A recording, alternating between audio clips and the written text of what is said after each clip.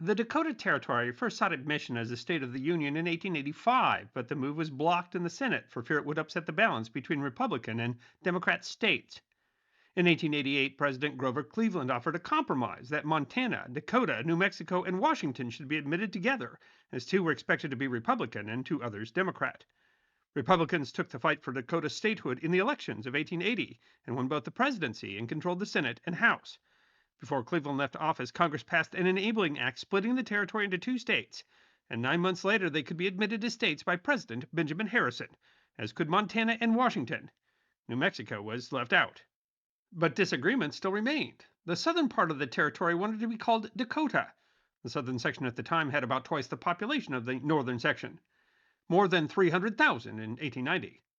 The issue was that North Dakota insisted that its wheat was already famous under what they called the trademark Dakota and refused to lose it.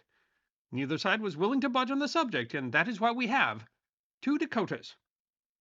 When the papers for officially admitting the states reached President Harrison's desk on November 2nd, 1889, yet another issue arose. Which state would be admitted first? Unsurprisingly, neither one wished to go second. To solve the important dispute, Harrison had his Secretary of State, James Blaine, shuffle the papers and expose only the signature line of the paperwork.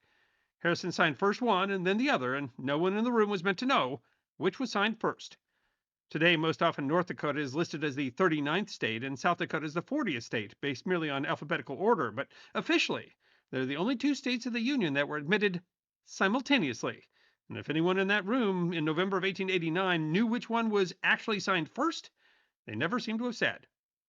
The Dakotas were not the only territories that became states amid controversy and even violence, but the rivalry between North and South Dakota is certainly somewhat unique, coming as it did at the end of the frontier era, amid the bald corruption of the Gilded Age. The rivalry, although good natured between the two, continues today.